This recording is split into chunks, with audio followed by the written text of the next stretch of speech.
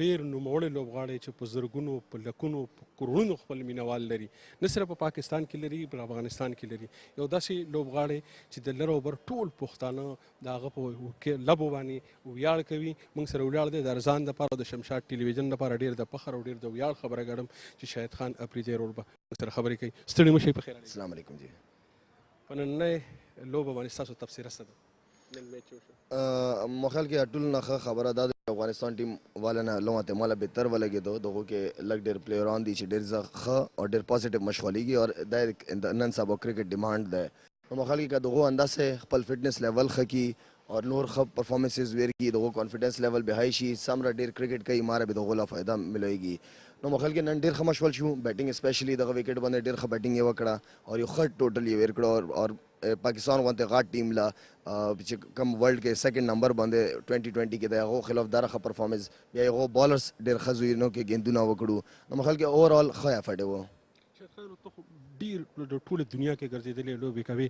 دا راته وایي چې د افغانستان ملي ټیم چې دی کوم اړخ ته داسې تا ته کمزوری ښکاري چې هغې ته ډېره توجه ورکړي چې تا ته ډېر کمزوری نه پرې نه وي؟ ما خیال کې زه به دا یم که نه چې 50 اوور میچونه د زیات کوي.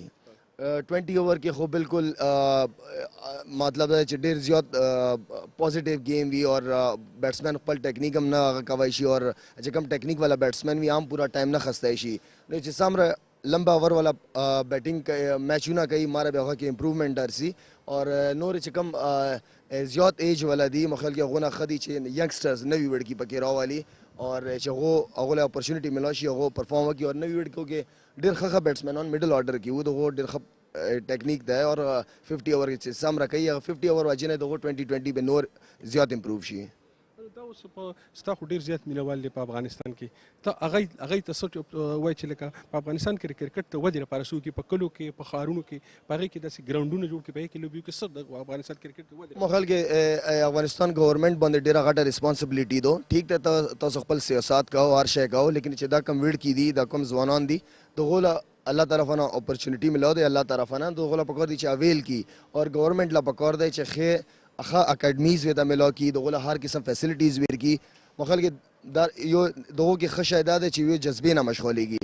جذبې سره چې دغو کم فینس دي دغو چانې والا چې کم افغانستان کې یا بهر دي نو دغو فالو کوي. نو ښه دی چې څومره اکیډمیز د افغانستان کې جوړ شي ماره به دغو کرکټ اور هر شی امپروو کېږي.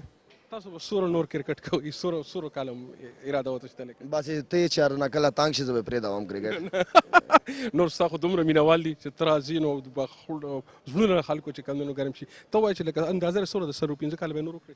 نه 15 کاله 2015 پرې ما فی الحال فوکس کړی دی 2015 پرې کرکټ کوم هغه نه بعد خپل ځان قسم اور خپل زه غواړم چې 2015 پرې چې مشغولېږم نو ښه زبردست فټنس اور ښه پرفارمنس سره مشغول شم.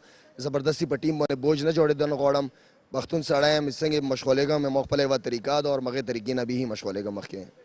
په خپله پښتو ژبه کې خبرې کوي په ټوله دنیا کې راته پښتانه ګوري، د پښتنو لپاره څه پیغام لري؟ ډېره ښه خبره ده. خبره دا ده چې تاسو خپل چینل طرفه نه د موږ پښتنانو له الله یو ښه غوندې لیډر ورکړي. موږ پښتنانو له پښتون خلکو دپاره لیډر نشته. الله وکړي چې ښه لیډران ورته ملا شي.